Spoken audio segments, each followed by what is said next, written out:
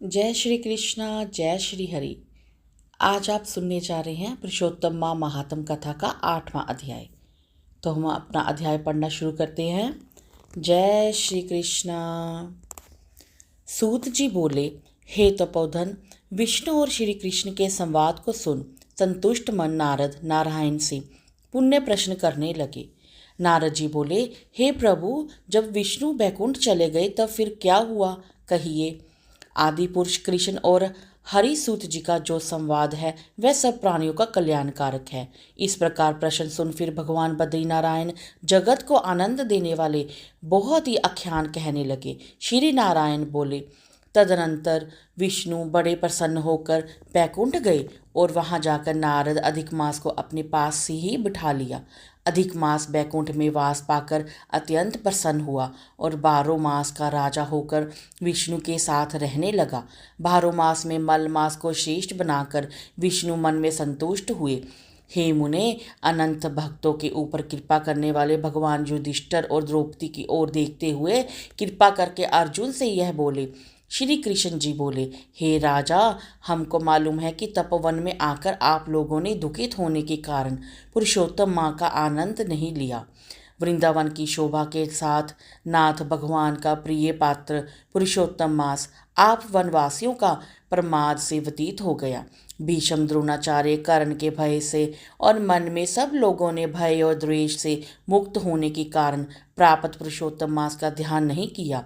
कृष्ण जी ने वेद व्यास से प्राप्त विद्या के आराधन और रणवीर अर्जुन से इंद्र की लीन पर्वत पर चले जाने पर उनके वियोग से दुखित आप लोगों ने पुरुषोत्तम मास को नहीं जाना।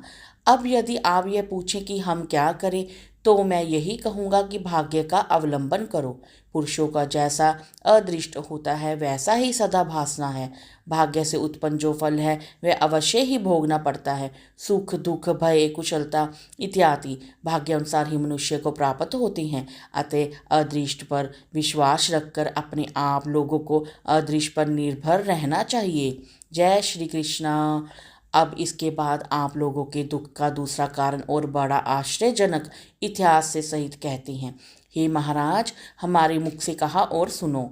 श्री कृष्ण जी बोले, यह भाग्यशाली द्रौपदी पूर्व जन्म में बड़ी सुंदर मेघावी ऋषि के घर में उत्पन्न हुई थी। समय व्यतीत होने पर जब 10 वर्ष की हुई तब कर्म के रूप से और लावण्य के युक्त अति सुंदरी और आकर्षण युक्त नेत्रों से शोभामान हुई। चातुर्य गुण के कारण युक्त यह अपने पिता की एकमात्र इकलौती कन्या थी। आतुर चतुरा गुणवती सुंदरी यह पिता की बड़ी ही लाडली थी। मेघाद्वी ने सदा लड़के की तरह इसे माना, कभी भी अनादर नहीं किया। यह भी बहुत ही साहित्य शास्त्र में पंडिता और नीति शास्त्र में भी प्रवीणता थी। इसकी माता छोटी अवस्था में ही मर गई थी। पिता ने ही इसे प्रसन्नतापूर्वक पाला पोसा था। पास में रहने वाली अपनी सखी के पुत्र पोत्री सुख को देखकर इसको बड़ी ही प्रसन्नता होती और यह सोचने लगी कि हमें भी यह सुख कैसे प्राप्त होगा। गुण और भाग्य का निधि सुख देने वाला पति और सपुत्र कैसे मिलेगा। इस प्रकार मनोरथ विचारती हुई सोचने लगी और पहले मेरा विवाह उपस्थित था, परंतु भाग्य ने बिगाड़ दिया। अब क्या करे अथवा क्या जानने से एवं किस देवता की उपासना करने से, किस मुनि की शरण में जाने से अथवा किस तीर्थ का आश्रम में करने से मेरी मनोकामना पूर्ण होगी। हे नाथ, मेरा भाग्य कैसे हो गया कि कोई भी पति मुझे वरण नहीं करता। पंडित भी मेरा पिता मेरे दुर्भाग्य से मूर्ख हो गया है। बड़ा आश्चर्य है। विवाह का समय उपस्थित होने पर भी मेरे समान वर को पिता ने नहीं दिया। मैं अपनी सहेलियों के बीच में प्रमुख हूँ, परंतु कुमारी होने के कारण पति दुख से पीड़ित हूँ। जैसे मेरी सखियाँ पति सुख और भोगने वाली हैं, वैसे ही मैं नहीं हूँ। मेरी भाग्यवती माता क्यों मेरी मर गई। इस प्रकार चिंता से व्याकुल कन्या मनोरथ रूप समुद्र में मनोरूप जल में निर्मग्न हो गई। शोक मोहरूप लहरों से पीड़ित हो गई। इसके पिता मेधवी ऋषि भी कन्यादान के लिए कन्या के समान वर ढूंढने के हेतु देश विदेश भ्रमण करने लगे और निकले, परंतु कन्या के अनुरूप वर ना मिलने पर अपने मनोरथ में निराश हुए। जय श्री हरि। कन्या के और अपने भाग्य के कन्यादान संकल्प के पूर्ण ना होने से देवयोग के कारण बड़ा भारी दारुद ज्वर उन्हें आ गया।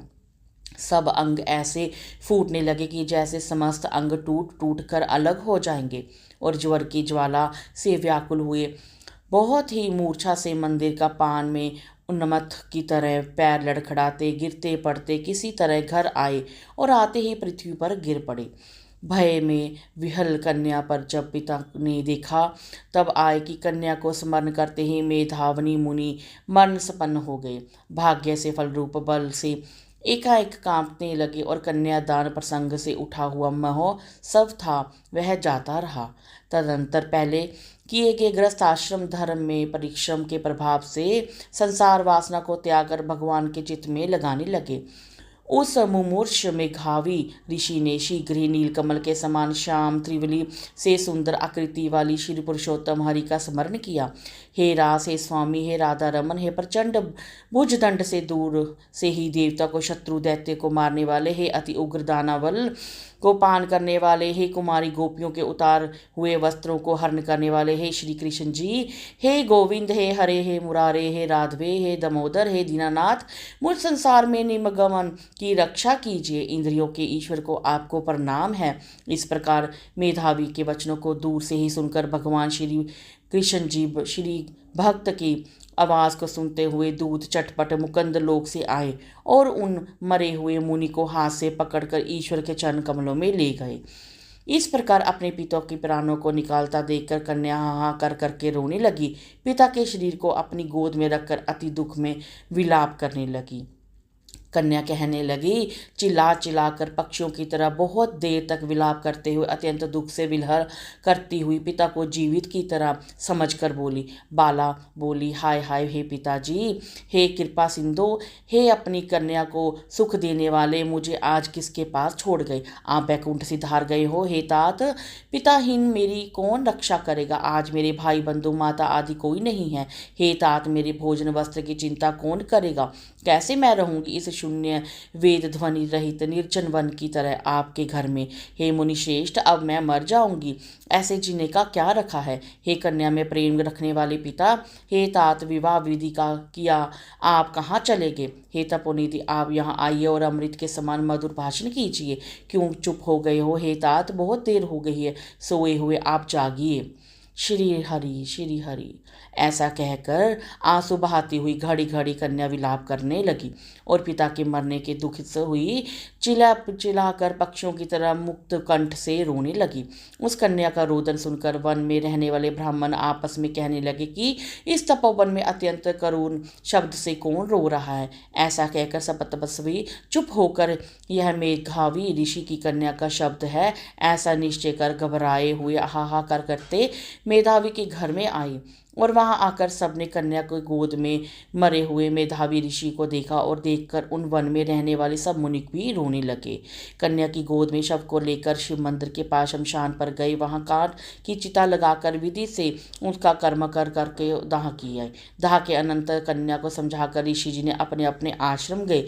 इधर कन्या भी धैर्य धारण किए हुए यथाशक्ति क्रिया से द्रव्य खर्चा किए। इस प्रकार पिता के मरण क्रिया को करने से कन्या इसी तपोवन में निवास करने लगी और पिता के मन रूप दुखित होकर जली हुई रंभा की तरह व्यवस्थित होती हुई एक बछड़े के मर जाने से जैसे गौ चिल्लाती है और खाती नहीं दुर्बल होती है, वैसे ही ये बाला दुखित हुई।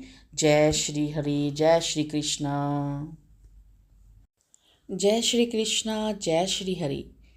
आज आप सुनने जा रहे हैं पुरुषोत्तम माँ महात्म कथा का 8वां अध्याय। तो हम अपना अध्याय पढ़ना शुरू करते हैं। जय श्री कृष्णा।